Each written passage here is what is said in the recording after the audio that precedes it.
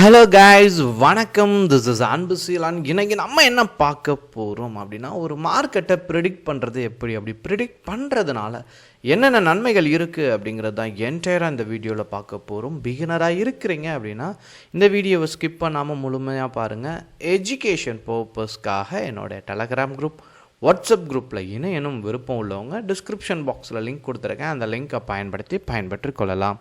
இப்போ நம்ம வீடியோக்குள்ளே போகலாம். ஸோ நீங்கள் பிகினராக இருக்கிறீங்க, இப்போ தான் நீங்கள் இனிஷியலாக ஸ்டாக் மார்க்கெட்டுக்கு வந்திருக்கீங்க அப்படின்னா நிறைய கன்ஃபியூஷன் இருக்கும். ஸோ நீங்கள் எங்கே இருந்து ஸ்டார்ட் பண்ணணும் அப்படின்னா, நெஃப்டியை ப்ரிடிக்ட் பண்ணுறது ரொம்ப அவசியம். சரிங்களா? என்டையராக தான் அதை பற்றி இந்த வீடியோவில் பார்க்க போகிறோம். ஸோ வீடியோவுக்கு லைக் பண்ண யாரும் மறந்துடாதீங்க. சரிங்களா? இப்போது நீங்கள் வேர்ல்டு லெவலில் நீங்கள் செக் பண்ணுறீங்க அப்படின்னா, அதாவது ஒரு பானை சொத்துக்கு ஒரு சோறு பதம் அப்படின்னு சொல்லுவாங்கள்ல, அதே மாதிரி தான் நீங்கள் இன்வெஸ்ட் பண்ணணும், ட்ரேட் பண்ணணும், எதுனாலும் நீங்கள் நெஃப்டியை எப்போதுமே செக் பண்ணுவீங்க அப்படின்னா, வேர்ல்டு வைடாக இருக்கிறவங்க என்ன பண்ணுவாங்க, இதை செக் பண்ணாமல் உள்ளே வரமாட்டாங்க. அப்போ நம்ம மார்க்கெட் எப்படி இருக்குது, நீங்கள் இந்த வீக்லி டைம் ஃப்ரேம் போட்டிங்க அப்படின்னா இந்த வீக் எப்படி இருக்குது உங்களுக்கு தெரிஞ்சுட்டு, இன்றைக்கி நடந்த ட்ரேடில் மார்க்கெட் பாசிட்டிவில் இருக்கலாம். சரிங்களா? பட் நெஃப்டியில் செல்லரோட ஆக்குப்பை இருக்குது. சரிங்களா? அப்போது ஒரு ட்ரேடுக்கு என்ன தேவை, நீங்கள் இன்ட்ராடே பண்ணுறீங்க அப்படின்னா அன்னைக்கு நீங்கள் ப்ரிடிக்ட் பண்ணுறது முக்கியம். சரிங்களா? இன்னொன்று, ரொம்ப நேரம் ட்ரேடில் வெயிட் பண்ணக்கூடாது. சரிங்களா? அப்போது மார்க்கெட் எப்படி ப்ரிடிக்ட் பண்ண போகிறோம், ஃபர்ஸ்ட் மார்னிங் ஒரு ட்ரேடுக்கு முன்னாடி நீங்கள் இந்த விஷயம்லாம் பார்த்துடணும். சரிங்களா? மார்னிங் குளோபல் மார்க்கெட் எப்படி இருக்குது. சரிங்களா? ஸோ மார்னிங் இன்றைக்கி நடந்த மார்னிங்கில் நிஃப்டி நல்ல பாசிட்டிவில் இருந்துச்சு, அப்புறம் நெகட்டிவ் ஆகிடுச்சு. சரிங்களா? அதனுடைய தாக்கம் கண்டிப்பாக இந்தியா மார்க்கெட்டுக்கு இருக்கும். அதனால தான் நிஃப்டியோட சார்ட்டை எப்போதுமே எல்லாருமே தனியாக எடுத்து செக் பண்ணுவாங்க. நீங்கள் நல்லா கவனிச்சிங்க அப்படின்னா தெரியும். அதனால தான் நீங்கள் சார்ட் எடுத்து எப்படி வந்திருக்கு பாருங்கள். சரிங்களா? ஸ்லைட்லி அப்படி டவுன் ட்ரெண்டாக இருக்கா, நம்ம நெஃப்டியோட சார்ட் எடுத்து நீங்கள் 5 மினிட்ஸ் டைம் ஃப்ரேம் யூஸ் பண்ணிங்க அப்படின்னா அதே மாதிரியே ஷோ ஆகும் பாருங்கள். ஸ்லைட்லி டவுன் ட்ரெண்டில் இருக்கா, அதனால தான் நெஃப்டியை செக் பண்ணி ட்ரேட் பண்ணணும். நீங்கள் மார்னிங் என்ட்ரி கொடுக்கும்போதே நெஃப்டியை லைட்டாக, அதாவது நிஃப்டியை லைட்டாக செக் பண்ணிடுங்க. அப்புறம் FIA/DAயோட டேட்டாஸ் ரொம்ப முக்கியம். ஏன் அப்படின்னா, ஸ்டாக் மார்க்கெட் 3 விதத்தில் ரன் ஆகும். சரிங்களா? ஒன்று எக்கனாமிக்கல் ஃபேக்டர், வேர்ல்டு வைடு நடக்கிற பிரச்சனை இஷ்யூ, அதனால் ஸ்டாக் மார்க்கெட் அஃபெக்ட் ஆகும். இன்னொரு விஷயம் என்ன அப்படின்னு கேட்டிங்கன்னா, ஒரு கம்பெனியோட லாபமோ நஷ்டமோ.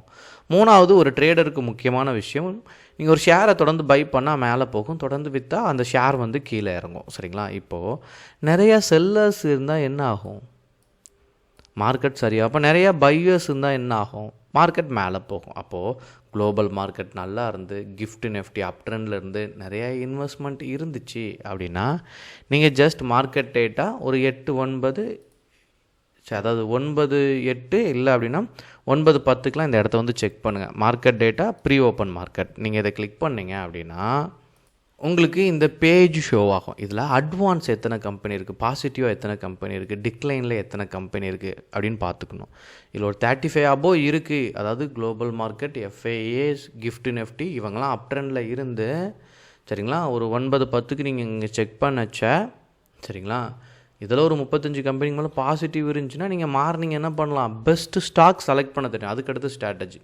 ஸோ அதனால தான் என் கிளாஸில் படிக்கிற ஸ்டூடெண்ட்டுக்கு நீங்கள் எவ்வளோ தான் மார்க்கெட்டை ப்ரிடிக்ட் பண்ணாலும் அடுத்தடுத்து ஸ்டெப் இருக்குது. சரிங்களா? இப்போ நீங்கள் ப்ரிடிக்ட் பண்ணிட்டீங்க, இப்போ நீங்கள் செல் சைட் போக மாட்டேங்கிறது உங்களுக்கு டிசைட் ஆகும். ஏன்னா ஹியூஜ் லாஸ் வரதுக்கான வாய்ப்பு இருக்குது. அதனால் பை சைட் தான் ட்ரை பண்ணுங்க. இப்போ பெஸ்ட்டு ஸ்டாக்ஸ். சரிங்களா?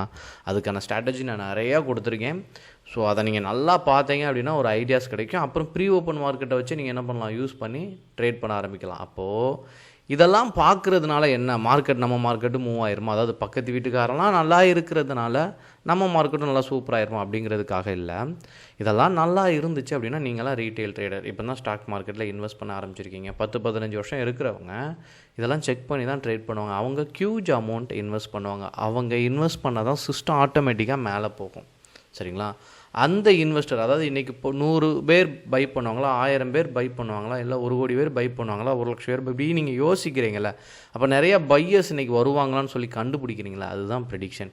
அப்போ மார்க்கெட் நல்லா இருக்கும்போது நிறையா பையர்ஸ் வருவாங்க, மார்க்கெட் ஒஸ்ட்டாக இருக்கும்போது எல்லோரும் செல் பண்ணுவாங்க. அதுக்கடுத்து நீங்கள் ஒன்று நுட்பமாக கவனிச்சிங்க அப்படின்னா உங்கள் லாஸை ஃபர்ஸ்ட் இனிஷியலாக நீங்கள் தவிர்த்திடலாம். சரிங்களா? அதனால தான் மார்க்கெட்டை ப்ரிடிக்ட் பண்ணுறது, நெஃப்டியோட சார்ட் எப்படி ட்ராவல் ஆகிட்டு இருக்கிறது அப்படிங்கிறது ரொம்ப முக்கியமானது. உங்களுக்கு என்ன டவுட் இருந்தாலும் கண்டிப்பாக கமெண்ட் பாக்ஸில் உங்களுடைய டவுட்டை கட்டாயமாக தெரிவிங்க. ஓகேங்களா? Okay guys, thank you so much for வாட்சிங் திஸ் வீடியோ. டாட்டா, பபாய், see you.